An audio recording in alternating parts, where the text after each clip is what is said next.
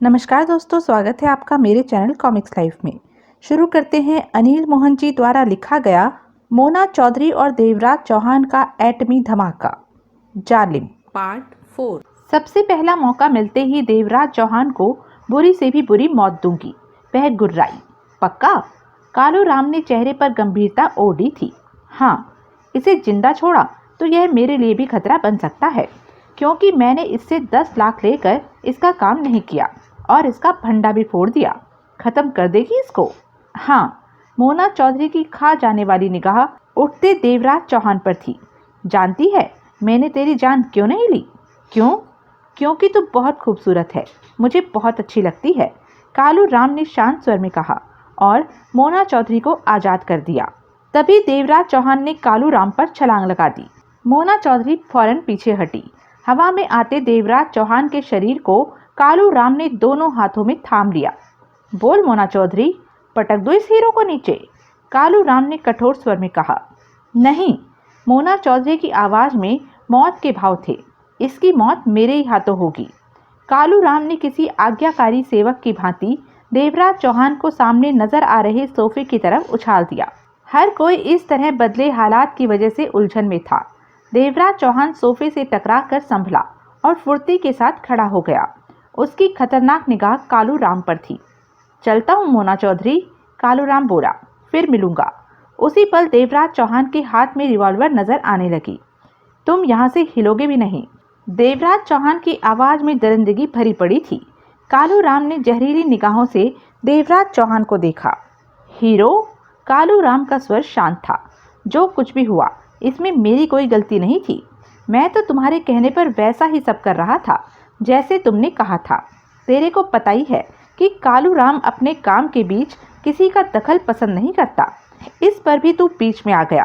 तूने क्या सोचा कि 10 लाख देकर कालू राम को तूने खरीद लिया है? गलत। कालू राम की भी तो अपनी इज्जत है। देवराज चौहान के जबड़ों में कसाव आ गया। यो कालू राम तो भड़काने वाली बातें करो हो।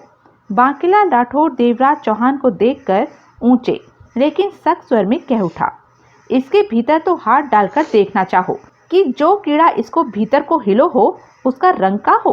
कितना लंबा चौड़ा हो वो कीड़ा। कालू राम ने मोना चौधरी को देखा। इसने मुझ पर रिवॉल्वर कर रखी है, दूर करो इसे, मैंने जाना है। कौन हो तुम? देवराज चौहान ने दांत खींचकर पूछा। तू अच्छी तरह जानता है कि मैं कौन हूँ। अब बाजी पलटते देखकर रंग बदलने लगा। कालू राम बोला, बकवास मत कर। तू जो भी कर रहा है क्यों कर रहा है? किसके इशारे पर कर रहा है? ओ हीरो, कालू राम ने सख्त स्वर में कहा, ज़्यादा ड्रामेबाजी मत कर। जब तक मोना चौधरी मेरी गिरफ्त में थी तब तक मैं तेरे कहने पर ही काम कर रहा था, लेकिन मोना चौधरी जैसी हसीन शह की जान लेना मुझे अच्छा नहीं लग रहा था। ऊपर से छाती तान कर तू बीच में आ गया। ले ले अब मजा। तेरे 10 लाख भी गए और मैंने तेरे कहने पर मोना चौधरी की भी जान नहीं ली। देवराज चौहान ने दांत खींचकर बांकीलाल राठौर को देखा। यो तो उल्टी डंडा परेड चालू कर रखो हो। तभी मोना चौधरी ने सबकी निगाहों से छिपकर महाजन को हल्का सा आंख का इशारा किया। उसी वक्त रुस्तम राव पास पहुंचा और बेहद धीमे स्वर में कालू राम से बोला, बड़े बाप, झूठ बोलकर ये उल्टा चक्कर क्या चलाएला है? मजे ले रहा हूँ। कालू राम झुककर रुस्तम राव के कान में बोला, पर क्यों बड़े बाप? मेरी पुरानी आदत है, आग में घी डालो और लपटों में हाथ सेको। रुस्तम राव होठों पर जीभ फेर कर रह गया। उसे फकीर बाबा की कही बात ध्यान में आ गई कि कालू राम आ गया है, जो तुम दोनों की लड़ाई में हर जन्म में आग में घी का काम करता है। अमित तुम्हारे पास है कालू राम? मोना चौधरी ने पूछा। नहीं, कालू राम सीधा होते हुए गंभीर स्वर में बोला, हीरो के पास। यह बात हीरो ने ही मेरे को बताई थी। मोना चौधरी ने नफरत भरी निगाहों से देवराज चौहान को देखा। इसके साथ ही जगमोहन और सोहन लाल ने अमित को कहीं रखा है और हवा उड़ा रखी है कि तीनों ही कहीं गायब हो गए। बहुत चालू है अपना हीरो।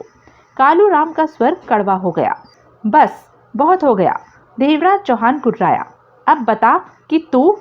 तभी देवराज चौहान को अपनी पीठ पर रिवॉल्वर की नाल का दबाव महसूस हुआ। देवराज चौहान ने फौरन पलटना चाहा कि महाजन का भिचा स्वर देवराज चौहान के कानों में पड़ा। ऐसे ही खड़ा रह, देवराज चौहान ठिठक कर रह गया, होठ भींच गए। रिवॉल्वर फेंक। न चाहते हुए भी देवराज चौहान को रिवॉल्वर फेंकनी पड़ी। तुम लोग जो कर रहे हो वह बहुत गलत है, देवराज चौहान ने दांत खींचकर कहा। मैं नहीं जानता कि कालू राम ने इतना बड़ा झूठ क्यों बोला है। पकड़े जाने पर चोर यही कहता है कि मैंने चोरी नहीं की, कालू राम ने कमीने स्वर में कहा। देवराज चौहान ने मौत की सी निगाहों से कालू राम को देखा। कालू राम हंसा। उसके घोड़े के साइज के दांत नजर आने लगे। मैं चलता हूँ मोना चौधरी, अब तुम निपटो हीरो से, कालू राम ने मोना चौधरी को देखा। लेकिन बड़े बाप, तभी रुस्तम राव बोला, अपुन का क्या होगा? माँ बीमार है, उसके इलाज के लिए देवराज चौहान पैसा नहीं देगा, अपुन का माल इससे ले दो। कालू राम हंसा। ले दूंगा, फिक्र मत कर। कब बड़े बाप? फिर कभी। तुम्हारे जाते ही देवराज चौहान अपुन को खल्लास कर देगा, अपुन भी तुम्हारे साथ चलेगा, तुम मेरे साथ नहीं आओगे। कहने के साथ ही कालू राम आगे बढ़ा और देखते ही देखते वहां से बाहर निकलता चला गया। अपने पीछे छोड़ गया गहरी खामोशी, उसके द्वारा भड़काए गए इंसानों के गुस्से से खौलते खून, एक दूसरे को खा जाने वाली सुर्ख निगाहें। देवराज चौहान और मोना चौधरी की सुलगती नजरें मिली। महाजन ने अभी तक देवराज चौहान को रिवॉल्वर से कवर कर रखा था, तभी बांकेलाल राठौड़ के हाथ में भी रिवॉल्वर नजर आने लगी। उसके चेहरे पर दरिंदगी से भरी कठोरता नजर आ रही थी। वह धीरे धीरे आगे बढ़ा। रुस्तम राव पलटा और तेजी से भीतर की तरफ भागा। देवराज चौहान, मोना चौधरी दांत पीसकर कह उठी, बहुत हो गया तेरा दोगला खेल।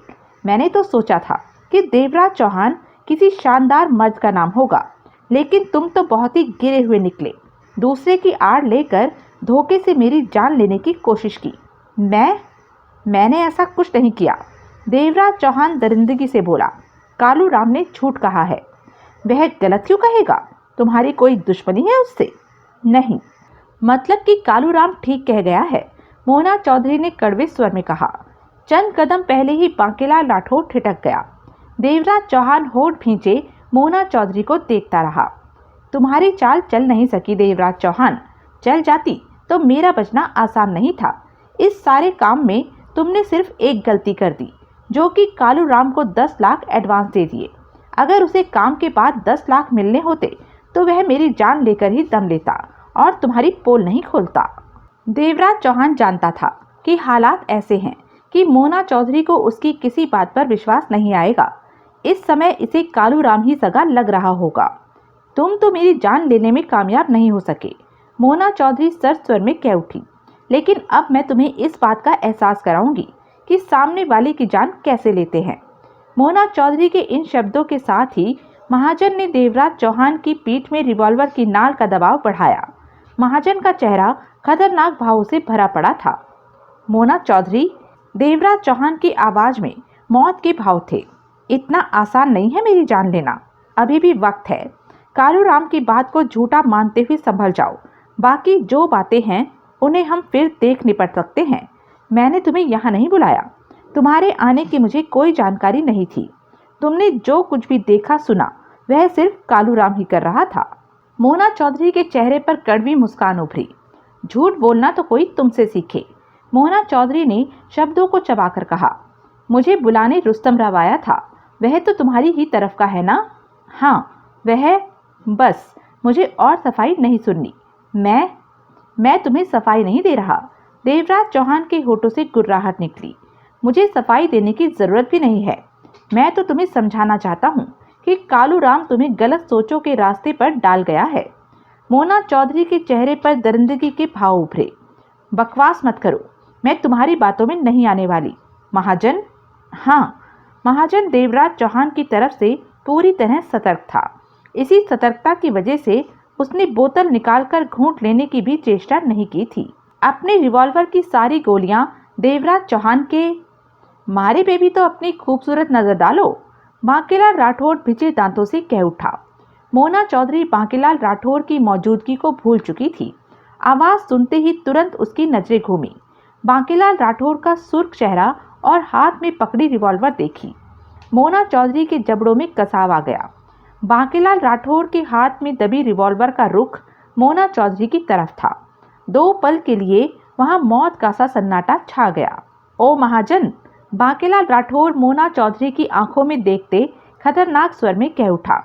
थारी यो बेबी मारे निशाने पर होवे, बोलो मारी उंगली ट्रिगर पर कितनी बार हिलो। महाजन के दांत और भी सख्ती से भिज गए। मोना चौधरी की आंखों में सुलगन भर आई थी। देवराज चौहान के चेहरे पर सर्द भाव नाच रहे थे। थारे कान में मारी आवाज नहीं बजो का? बांकेलाल राठौर की आवाज के भाव पहले जैसे ही थे। आवाज नहीं बजो तो धमाके की आवाज तो बजो ही।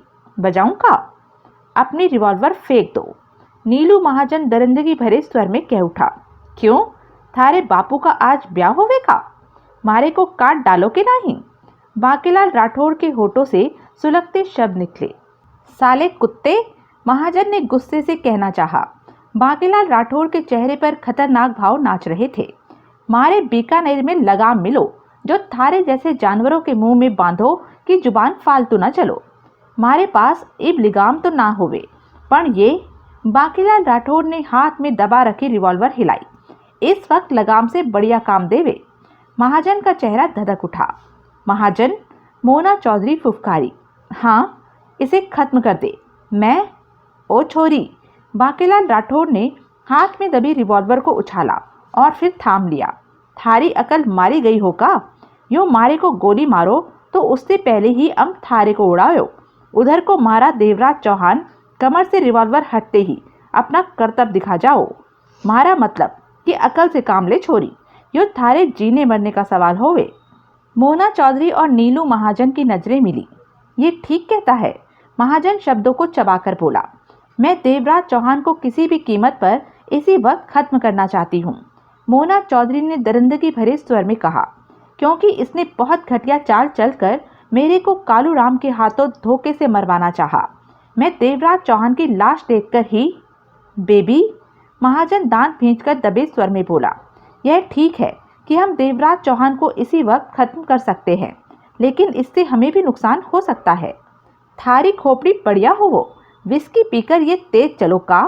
बांकेलाल राठौर जहरीले स्वर में कह उठा।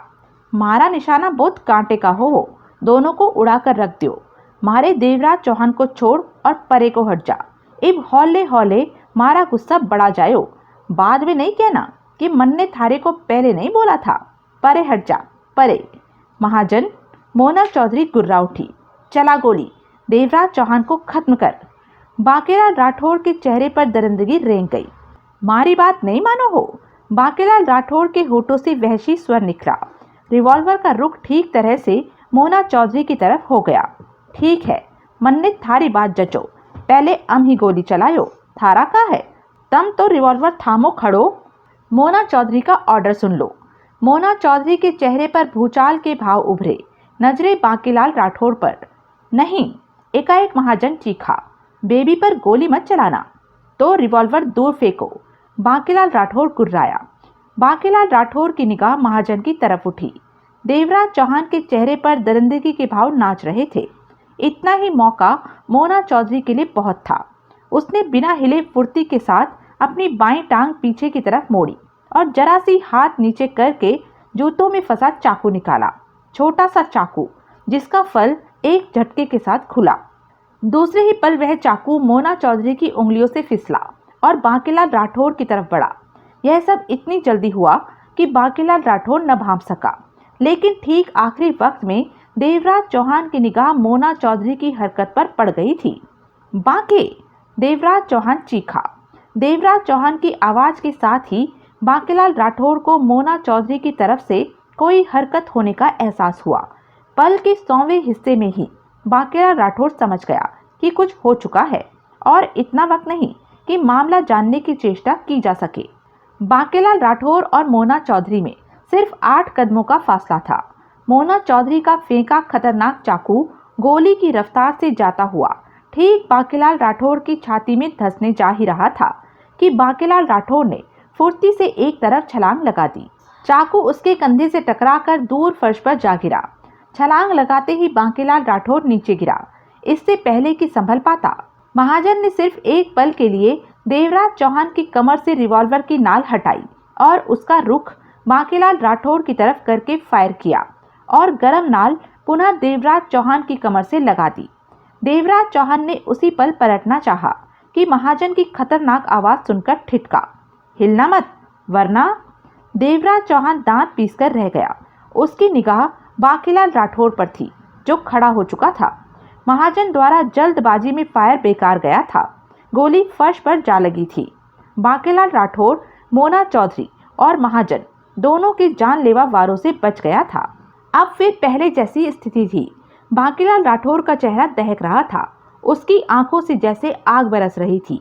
वह इस हकीकत से भली भांति वाकिफ था कि गुजरे चंद पलों में वह 2 बार मौत से बचा है। तुम दोनों मारे को मारो, मारी जान ले वो। थारी इतनी हिम्मत कि बांकीलाल राठौर की मुंडी मरोड़ो, मारे को वडो।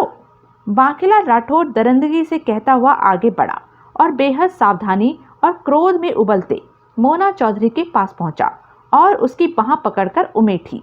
दांत भींचे मोना चौधरी घूम गई तो बांकीलाल ने रिवॉल्वर की नाल उसकी गर्दन से लगा दी। अब फूट महाजन की बेबी, थारी गर्दन उड़ा दियो, तू मारे पर चाकू फेंको। अब मुर्गी की तरह थारी गर्दन मोड़कर थारे को वट देवो। तुम खुद को का समझे हुए, मारे को नहीं जाने का। बांकीलाल राठौर की आवाज में दरिंदगी नाच रही थी। सुजान सिंह अब तक खामोशी से खड़ा सब कुछ देख रहा था। उसकी जेब में रिवॉल्वर था। वह चाहता तो किसी की भी तरफ से मामले के बीच में आ सकता था, लेकिन ऐसा कुछ भी करने का उसका कोई इरादा नहीं था, क्योंकि मोना चौधरी उसे सूरज सिंह के भाई के तौर पर पहचानती थी और इस वक्त सूरज सिंह मोना चौधरी के साथ काम कर रहा था। ऐसे में मोना चौधरी के खिलाफ कुछ करना सूरज सिंह की जान खतरे में डालना था। दूसरी तरफ देवराज चौहान था। देवराज चौहान के खिलाफ कुछ करने का मतलब ही नहीं था, क्योंकि किन्नी नाम की अनजान औरत ने उसे मजबूर करके देवराज चौहान से सोहन लाल और जगमोहन का सौदा करने भेजा था। अगर उसने कोई गड़बड़ की तो किन्नी उसे हीरा लाल की हत्या के जुर्म में फंसा सकती थी और उधर मोना चौधरी को खबर कर सकती थी कि सूरज सिंह हीरा लाल के साथ मिलकर उसकी पीठ में छुरा घोंपने के फेर में था। यह जुदा बात थी कि छुरा घोंपने का उसे मौका नहीं मिल पाया। अजीब सी स्थिति वहां पैदा हो चुकी थी। महाजन ने देवराज चौहान को कवर कर रखा था। बांकीलाल राठौर ने मोना चौधरी को कवर कर रखा था। जरा सा भी कुछ होने की देर थी कि पहले देवराज चौहान और मोना चौधरी मरे, फिर बांकीलाल राठौर और महाजन ने गोलियां चलानी थी। इस बात से हर कोई वाकिफ था। ओए, बांकीलाल राठौर मोना चौधरी की गर्दन पर रिवॉल्वर रखे क्रूरता भरे स्वर में कह उठा, देखता क्या है, मार देवराज चौहान को और इधर थारी बेबी को वटता है। महाजन के दांत और भी सख्ती से भिंच गए। वट देवराज चौहान को। बांकीलाल राठौर पागल सा हुआ लग रहा था। तभी रुस्तम राव की आवाज वहां गूंजी, कोई किसी को नहीं मारेला बाप। सबकी नजरें रुस्तम राव की तरफ गई, जो कुछ दूरी पर हाथ में गन थामे खड़ा था। यह वही गन है जिसे वह भीतर छिपा आया था। गन थामे रुस्तम राव का चेहरा सपाट था। ओ छोरे, थारे को क्या खुरक उठी हो? बांकीलाल राठौर के होठों से गुर्राहट निकली। रुस्तम राव ने महाजन और बांकीलाल राठौर को देखकर गन हिलाई। तुम दोनों अपनी अपनी रिवॉल्वरें जेब में डालकर पीछे को खिसकेला। रुस्तम राव ने शब्दों को चबाकर कहा, जल्दी करेला बाप, अपन गन पकड़ेला है, चलानी आवे हो थारे को। बांकीलाल राठौर ने पहले जैसे स्वर में कहा। रुस्तम राव ने सख्त निगाहों से बांकीलाल राठौर को देखा। यो तो मारे को आंखों ही आंखों में हजम करो, छोरा गुस्से में दिखे। बांकीलाल राठौर ने बड़बड़ाकर देवराज चौहान को देखा। यो छोरा किसके पाले में होवे? देवराज चौहान का चेहरा पत्थर की तरह सपाट था। जो अपन बोला उसे सुनेला कि नहीं? रुस्तम राव की आवाज की सख्ती बढ़ गई। दोनों अपने रिवॉल्वर जेबों में डालकर पीछे को हटेला बाप। ये कोई लड़ने मारने का नहीं है। अपन इतना जानता है कि सामने वाले को तब मारेला जब खुद को बचने का रास्ता होएला, पर यहाँ तो सब मरने की तैयारी में होएला। एक दो नहीं, सब मरेला। इस तरह आत्महत्या नहीं करने का बाप, पीछे हटेला या अपन रगड़ा पैदा करें। रुस्तम राव के इन शब्दों के साथ ही वहां खामोशी छा गई। मोना चौधरी और महाजन की नजरें मिली। तुम इनके साथी हो? मोना चौधरी रुस्तम राव को देखकर बोली। तो क्या हो गया बाप? तुम धोखे से हमें मार सकते हो, तुम्हारे हाथ में गन है। तुम धोखे में तुम होइला मोना चौधरी, कालू राम तुम्हें बोला और तुम मान गया। अपन तेरे को कालू राम के कहने पर बुलाएला। देवराज चौहान नहीं बोला अपन को कि बकवास मत कर, तुम सब धोखेबाज हो। रुस्तम राव ने दांत भींचकर मोना चौधरी को देखा। उसकी 16 वर्षीय मासूम चेहरे पर खतरनाक भाव नाचने लगे थे। बाप! रुस्तम राव की आवाज में गुस्सा और कठोरता थी। वह बांकेलाल राठौड़ से बोला, अपन बोलता है तुम रिवॉल्वर पॉकेट में डालकर पीछे को हिला। पण बाप! रुस्तम राव गुर्राया। अपन बोला सुनेला है कि नहीं? बांकेलाल राठौड़ ने दांत भींचकर रुस्तम राव के धड़कते चेहरे को देखा, फिर देवराज चौहान को। देवराज चौहान ने सहमति में हौले से सिर हिला दिया। क्षणिक सोच के पश्चात बांकेलाल राठौड़ ने मोना चौधरी की गर्दन से रिवॉल्वर हटाई और जेब में डालकर कई कदम पीछे हट गया। देखने में वह पूरी तरह सतर्क नजर आ रहा था। मोना चौधरी ने हाथ से अपनी गर्दन को मसला, फिर बांकेलाल राठौड़ को देखा।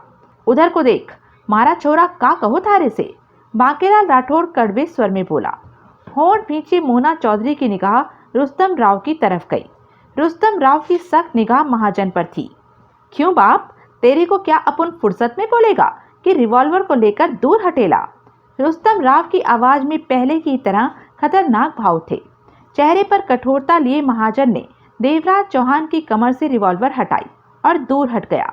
रिवॉल्वर को हाथ में ही पकड़े रखा। रिवॉल्वर पॉकेट में डाल, रुस्तम राव ने कठोर स्वर में कहा। महाजन ने हिचकिचाकर रिवॉल्वर जेब में डाली। अब तुम दोनों, रुस्तम राव हाथ में दबी गन हिलाकर मोना चौधरी और महाजन से बोला, चुपचाप यहाँ से निकलो, फिर पलटकर पीछे को नहीं देखना। देखा तो अपना क्या वांदा, मरेगा तुम लोग। अपन को एकदम फिट रहेला। मोना चौधरी ने सुलगती नजरों से देवराज चौहान को देखा। देवराज चौहान पहले ही होठ भींचे मोना चौधरी को देख रहा था। दोनों की चुनौती भरी नजरें मिली। ओए महाजन, बांकेलाल राठौड़ कड़वे स्वर में कह उठा, अपनी बेबी को संभाल, जमाना बहुत खराब होवे। या तो आंखों आंखों में ही सब कुछ हो जावे और किसी को खबर भी ना होवे। महाजन ने बांकेलाल राठौड़ को देखकर कड़वे स्वर में कहा, इस वक्त तो तू बच गया, वरना तन्ने और थारी बेबी ने तो मारे को बढ़ने में कोई कसर न छोड़ी होवे। बांकेलाल राठौड़ की आवाज में दरिंदगी भर आई। मन ने याद रहो कि थारे लोगों का उधार मारे पे बाकी होवे। थारी रिवॉल्वर की गोली और थारी बेबी का चाकू। कहते हुए बांकेलाल राठौड़ ने सुलगती नजरों से मोना चौधरी को देखा। मोना चौधरी का चेहरा क्रोध से सुलग रहा था। निकल जाओ यहाँ से, रुस्तम राव का तेज स्वर वहां गूंजा। अगर अब झगड़ा शुरू हो गया तो अपन उसे नहीं रोकेला, जल्दी जाओ। मोना चौधरी ने महाजन को इशारा किया और बाहर जाने वाले दरवाजे की तरफ बढ़ गई। महाजन ने आंखें सिकोड़कर रुस्तम राव को देखा, फिर पैंट में फंसी बोतल निकालकर आगे बढ़ते हुए एक साथ 2-3 घूंट भरे और बोतल वापस पैंट में ठूस ली। मोना चौधरी और महाजन बाहर निकल गए। कई पल खामोशी से बीत गए। देवराज चौहान ने सिगरेट सुलगाई और कश लेते हुए आगे बढ़कर सोफा चेयर पर जा बैठा। चेहरे पर गंभीरता नाच रही थी। आंखों में छाए ठंडे भाव स्पष्ट नजर आ रहे थे। बाहर कार स्टार्ट होने और जाने की आवाज आई। रुस्तम राव ने हाथ में पकड़ी गन को नीचे रखा और आगे बढ़ाया। चेहरे पर चिंता, व्याकुलता उभरी स्पष्ट नजर आ रही थी। ऐसा ही हाल बांकेलाल राठौड़ का था। सोचों में डूबा वह अपनी मूंछों पर उंगली फेरने लगा। सुजान सिंह अपनी जगह पर अभी तक स्थिर खड़ा था। बाप, ये तो बहुत गलत हो गया। रुस्तम राव ने खामोशी तोड़ी। झूठ बोलकर कालूराम मोना चौधरी के मन में और भी जहर भरेला है। मारे को एक बात समझ में न आयो कि कालूराम चाहो का। बांकेलाल राठौड़ उलझे स्वर में कह उठा, वो बीच में आयो, सब कुछ करो और चला गयो, ना कुछ लियो ना कुछ दियो। मारे को तो यो मामला इतना सीधा ना लगो जितना नजरों को दिखे। रुस्तम राव ने अपने मासूम चेहरे पर हाथ फेरा। देवराज चौहान सोचों में डूबा कश ले रहा था। बाप, अपन ने, ओए छोरे, तू मारे को बिन ब्याह का बापू नहीं बना रे। बाप, ये अपन की भाषा है, तो फिक्र नहीं कर, अपन तेरी शादी नहीं होने देला। रुस्तम राव ने सिर हिलाकर कहा। तो अपन कह रहा था बाप कि कालूराम से पूछेला तो वो अपन को बोला, मजे लेने के वास्ते झूठ बोला, दोनों की लड़ाई बढ़ाकर तमाशा देखेला। ई तो बात ना बनो। बांकेलाल राठौड़ ने अपनी मूंछ को उंगली लगाई। कालूराम आयो और नाच गाकर चला गयो। थारे मारे बापू का ब्याह तो तो यहाँ होवे नाही, पण वो कुछ भी करके गयो, ना लेके गयो ना दे के गयो। यही बात मारी समझ में ना आयो। आज के बगत में तो कोई बिना मतलब के छींको भी नाही, खुजली भी ना करो। रुस्तम राव और बांकेलाल राठौर की नजरें मिली।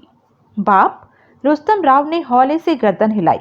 बोले तो तू सहीच फिट कहे, पर सवाल वहीं पर खड़ा है कि कालूराम कौन था और यहाँ क्या करने के वास्ते आया। वो कालूराम तो जेल से भाग कर आयो, उसे पुलिस भी तलाश करती यहाँ आओ। मन ने देखा, तन्ने और सबने देखा पुलिस को। सोहनलाल बतायो कि पुलिस कालूराम की तलाश में हो, जो जेल से फरार हो और इस इलाकों में देखो गयो, और कालूराम के आते ही मारा जगमोहन और सोहनलाल गायब हो गयो। वो छोरा अमित भी जाने कहाँ खिसको। कालूराम बोलो कि वो उस दिन दोपहर में ही इस बंगले में छिपो और सब कुछ देखो, सुनो और समझो। बाप, रुस्तम राव ने शांत स्वर में कहा, अपन को लगेला कि मामला गड़बड़ है। लागो का मारे को तो पूरा पता होवे कि कालूराम न नजर आने वाला डंडा फिरावे है। बांकेलाल राठौर कठोर स्वर में कह उठा, और झूठ बोले है मोना चौधरी से। देवराज चौहान से मोना चौधरी की दुश्मनी बढ़ायो, दोनों में तगड़ी ठनो हो। ओ छोरे, तन्ने का जरूरत पड़ो मोना चौधरी को यहाँ लाने की। कालूराम बोला, अपुन का दिल आ गया मोना चौधरी पर, और अपुन कालूराम से अमित, जगमोहन और सोहनलाल के बारे में जानने के लिए कालूराम के साथ चिपकेला। वो ही अपुन को बोला कि मोना चौधरी को ला। अपुन ले आया। तू बहुत हरामी छोरो होए, तभी तो उसके आगे पीछे बड़ो बाप कह के घूमो। पर इतना सब कुछ करो और कुछ मालूम भी होवे कि नहीं। बाप, वो इतना ही बोला कि अमित उसके पास नहीं है। नहीं है तो वो छोरो कहाँ गयो। अब इस बात का जवाब किसी के भी पास नहीं था। देवराज चौहान ने सिगरेट खत्म करके ऐश ट्रे में डाली, फिर दूर खड़े सुजान सिंह को देखा, जो बातों को समझने की कोशिश कर रहा था। देवराज चौहान के इशारे पर सुजान सिंह पास आया। यो नयो रंगरूट कौन होवे? बांकेलाल राठौर ने गहरी निगाहों से सुजान सिंह को देखा। चेहरे से तो बंदो ठीक ना लगो, कौन मोहल्ले में तोहार घर होवे? जवाब देने की अपेक्षा सुजान सिंह ने देवराज चौहान को देखा। बैठो। देवराज चौहान के होठ खुले।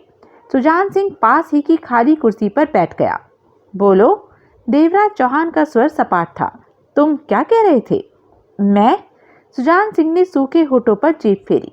मेरा इस मामले से कोई वास्ता नहीं। किसी के पास मेरी कोई कमजोरी है, उसी कमजोरी का फायदा उठाकर उसने मुझे सौदेबाजी के लिए बीच में डाला है। देवराज चौहान ने उसकी आंखों में झांका। बोलते रहो। वह कोई युवती या औरत है, मैंने उसे नहीं देखा, सिर्फ उसकी आवाज़ सुनी है फ़ोन पर। कहते हुए सुजान सिंह ने जेब में पड़े मोबाइल फ़ोन को थपथपाया। वह कहती है तुम्हारे साथी जगमोहन और सोहनलाल उसके पास है। अगर उन्हें जिंदा पाना चाहते हो तो उसे 50 लाख की रकम देनी होगी। देवराज चौहान के जबड़ों में कसाव आ गया। और क्या कहती है वो? बस इतना ही बोलती है। सुजान सिंह ने सतर्क स्वर में कहा। तो तुम उसके बारे में नहीं जानते? देवराज चौहान शब्दों को चबाकर बोला। नहीं, नाम भी नहीं जानते। नाम? हाँ, उसने ही बताया था। वह अपने को किन्नी कह रही थी। किन्नी? देवराज चौहान के दांत भींच गए। और कौन है उसके पास? और कौन? मैं समझा नहीं। जगमोहन और सोहनलाल के अलावा वो लड़का भी उसके पास है? मैं नहीं जानता। उसने मेरे साथ फ़ोन पर बात की है और यही कहा है मुझे तुम्हारे पास सौदा करने भेजा है। मेरी कमजोरी उसके पास है, इसलिए उसका कहना मुझे मानना पड़ा। बांकेलाल राठौर और रुस्तम राव की आंखें मिली। तुम उसे कैसे बताओगे कि मेरे से तुम्हारी क्या बात हुई? देवराज चौहान ने पूछा। उसने कहा था कि वह मुझे फ़ोन करेगी। तुम्हारी उससे कब बात हुई थी? देवराज चौहान के होठ भींचे हुए थे। शाम को।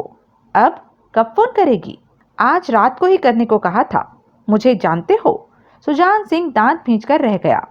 इसके रिकॉर्ड की सुई अटक गयो। बांकेलाल राठौर ने तीखे स्वर में कहा। जवाब दो। देवराज चौहान की आवाज़ में खतरनाक भाव आ गए। सच बोलूं? सुजान सिंह के होठ खुले। हाँ, सच ही बोलो। मैं तुम्हारे और तुम्हारे साथियों के बारे में सब कुछ जानता हूँ। यह भी जानता हूँ कि तुम लोग क्या कर रहे हो। वैसे मुझे तुम लोगों के मामले से कोई मतलब नहीं है, लेकिन तुम लोगों की हर हरकत की जानकारी है मुझे। सुजान सिंह ने देवराज चौहान की आंखों में देखा। सब कुछ कैसे मालूम हुआ? देवराज चौहान की आंखें सिकुड़ी। नहीं बता सकता, मजबूरी है, सुजान सिंह ने स्पष्ट कहा। लेकिन इतना जान लो कि तुम लोग अमित को लेकर खंडाला भी नहीं आए थे और मुझे सब कुछ मालूम था। देवराज चौहान ने गहरी निगाहों से सुजान सिंह को देखा। यो तो भाई पंडित राधे श्याम के वंश का लागे, थारे को तो भूत भविष्य सब कुछ मालूम होवे। बाप, रुस्तम राव ने होठ सिकोड़े। अपन को तो ये भारी लफाड़ी लगता है। देवराज चौहान ने नई सिगरेट सुलगा ली। कालू राम को जानते हो? देवराज चौहान ने पूछा। वह जो लंबा चौड़ा अभी गया है? देवराज चौहान ने सहमति में सिर हिलाया। नहीं जानता, न कभी देखा न कभी नाम सुना। थोड़ा सा भी अंदाजा है कि जगमोहन और सोहनलाल कहाँ हो सकते हैं? देवराज चौहान ने पूछा। जो मैंने बताया है उसके अलावा मुझे कुछ नहीं मालूम। मालूम होता तो भी उनके बारे में नहीं बताता, क्योंकि किन्नी नाम की उस युवती के पास मेरे खिलाफ कत्ल के सबूत हैं। वह मुझे उम्र भर के लिए जेल में डालने का इंतजाम करवा सकती है। उसका ही कहना था कि पुलिस तक उसकी पहुंच है और उसकी बातों से लगा था कि वह खुद भी दमखम रखती है। सुजान सिंह ने शांत स्थिर स्वर में कहा। बाप, रुस्तम राव देवराज चौहान से बोला, अगर वह खुद दमखम रखती है तो उसके नाम के दम पर उसे ढूंढा जा सकता है। पुलिस तक उसकी पहुंच है तो उसे तब भी तलाशा जा सकता है। देवराज चौहान ने सुजान सिंह को देखा। सुजान सिंह सपाट निगाहों से देवराज चौहान को देख रहा था। तुमने अपने बारे में जो बताया है, मेरे ख्याल में वह अधूरा है। देवराज चौहान एक एक शब्द पर जोर देकर बोला। अमित के मामले के बारे में सब कुछ जानते हो तो मैं विश्वास के साथ कह सकता हूँ कि अमित वाले मामले में कहीं न कहीं तुम्हारा हाथ है। सुजान सिंह के होठ खिंच गए। इसको रास्तों तो बंद हो गए हो। जवाब दे बाप। रुस्तम राव पैनी निगाहों से सुजान सिंह को देख रहा था। मैं जिस मामले के लिए आया हूँ, जिस काम के वास्ते मुझे भेजा गया है, मेरे से सिर्फ उसी बारे में। ओए, बांकेलाल राठौर के चेहरे पर कठोरता नाची। मारे सामने टेढ़ा नहीं बोलो। हम थारे को वर्ड कर उसके पास भेजो जिस किन्नी ने थारे को मारे पास भेजा है। सुजान सिंह ने देवराज चौहान को देखा। वह किन्नी मुझे जानती है, मेरे बारे में जानती है? देवराज चौहान ने पूछा। जब उसने तुम्हारे साथियों को उठाकर 50 लाख मांगा है तो जानती ही होगी। 50 लाख मांगो हो वो किन्नी? बांकेलाल राठौर ने जहरीले स्वर में कहा। दियो, ऐसा 50 लाख दियो कि फिर दोबारा 50,000 की भी वो ना सोचो। देवराज चौहान ने पहले बांकेलाल राठौर और फिर रुस्तम राव को देखा। मेरे ख्याल में खंडाला जैसी जगह में किन्नी को तलाशा जा सकता है। देवराज चौहान बोला। ठीक बोला बाप। रुस्तम राव ने बांकेलाल राठौर को देखा। हम ढूंढ लेंगे, पर अगर वो कोई खंडाला की चीज होवे तो। तुम दोनों अभी जाओ। देवराज चौहान के चेहरे पर सख्ती के भाव थे। पूरी रात बाकी है, कोशिश करो कि किन्नी के बारे में मालूम कर सको। एकदम फिट बोला बाप। चलो जी, मारी आंखों से कहाँ छिपो किन्नी। बांकेलाल राठौर और रुस्तम राव के जाने के बाद देवराज चौहान ने सुजान सिंह को देखा। किन्नी तुम्हें फोन करेगी? उसने ऐसा ही बोला था। तुम यहीं रहोगे, मैं फोन पर उससे बात करूंगा। देवराज चौहान ने भिजे स्वर में कहा। यहाँ से जाने की कोशिश मत करना, क्योंकि तुम किन्नी को खबर दे सकते हो कि हम उसकी तलाश में हैं। नहीं, सुजान सिंह ने गंभीरता से सिर हिलाया। यह बात उस तक पहुंचाने का मेरा कोई इरादा नहीं है। देवराज चौहान कुछ नहीं बोला। तुम उसे 50 लाख नहीं दोगे? एकाएक सुजान सिंह ने पूछा। मैंने इस बारे में सोचा नहीं। देवराज चौहान ने एक एक शब्द चबाकर कहा। लेकिन जो भी होगा वह जगमोहन और सोहन लाल के हक में होगा। वे सलामत रहेंगे, उन्हें कुछ नहीं होगा। सुजान सिंह खामोश रहा। तुम? देवराज चौहान ने उसकी आंखों में झांका। मेरे सारे मामले से वाकिफ हो, लेकिन यह नहीं बता रहे कि जिस मामले को बाहरी लोग नहीं जानते उसका तुम्हें कैसे पता चला? इस बात का जवाब देना मैं ठीक नहीं समझता। सुजान सिंह का स्वर सपाट हो गया। मैं जबरदस्ती भी तुम्हारे मुंह से अपने सवाल का जवाब पा सकता हूँ। सुजान सिंह के चेहरे के भाव में बदलाव नहीं आया। नहीं, यह इतना आसान नहीं है। जब मैं जवाब पाना चाहूँगा तो सब कुछ आसान हो जाएगा। देवराज चौहान ने सख्त स्वर में कहा। सुजान सिंह ने होठ भींचकर मुंह घुमा लिया। रात को 1 बजे सुजान सिंह के पास मौजूद मोबाइल फोन से सिग्नल मिला। सुजान सिंह ने मोबाइल फोन ऑन करके बात की। सामने देवराज चौहान बैठा एकटक उसे देख रहा था। हेलो सुजान सिंह, उसके कानों में युवती की आवाज़ पड़ी। हाँ, सुजान सिंह ने देवराज चौहान पर निगाह मारी। मैं किन्नी, पहचान लिया? देवराज चौहान से बात की? किन्नी की आवाज़ उसके कानों में पड़ी। हाँ की। सुजान सिंह का स्वर शांत था। क्या कहता है? माना?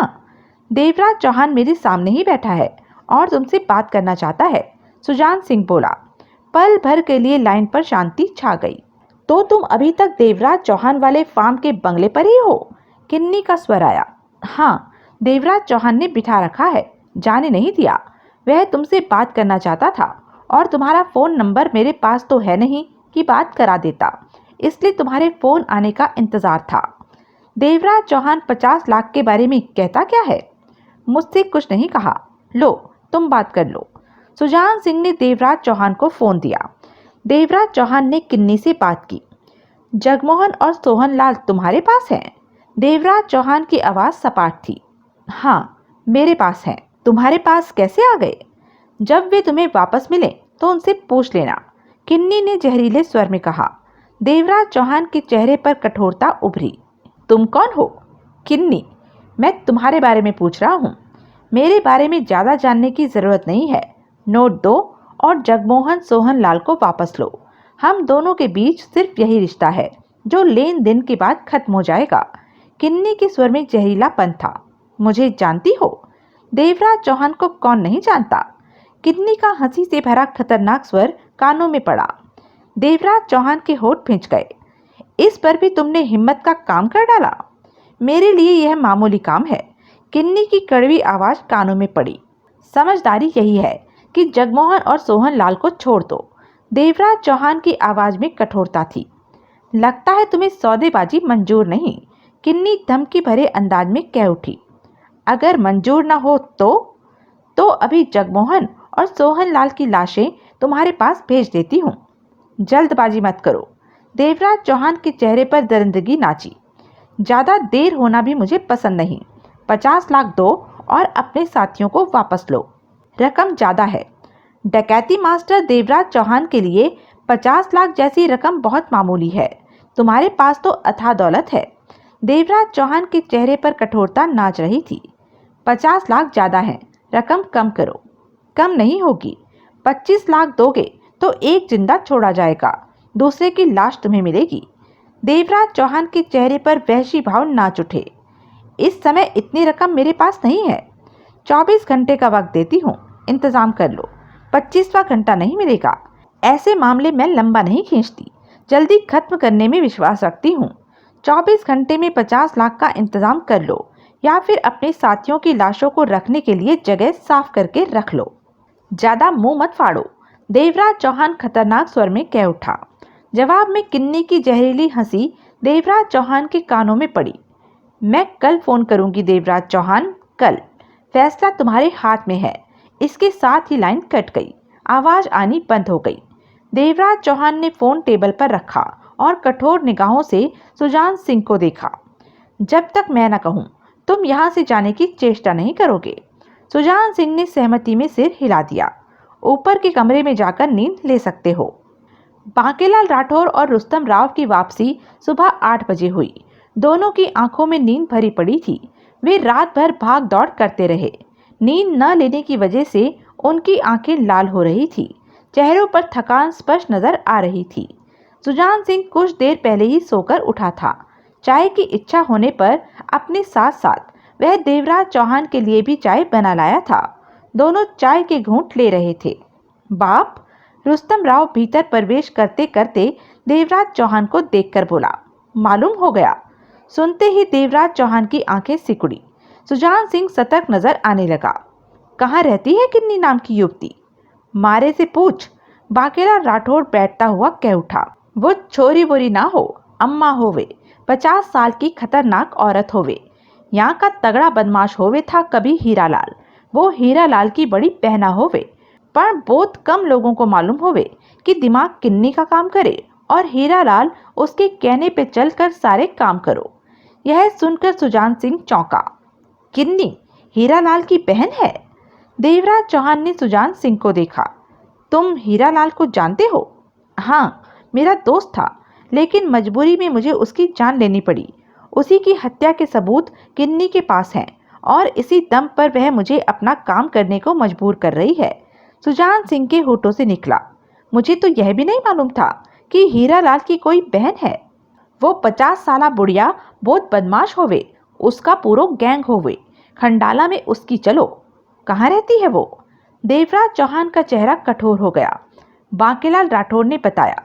पण बाप, रुस्तम राव बोला, किन्नी के बारे में जो मालूम होइला है उससे साफ लगता है कि वो बहुत दमखम रखती है।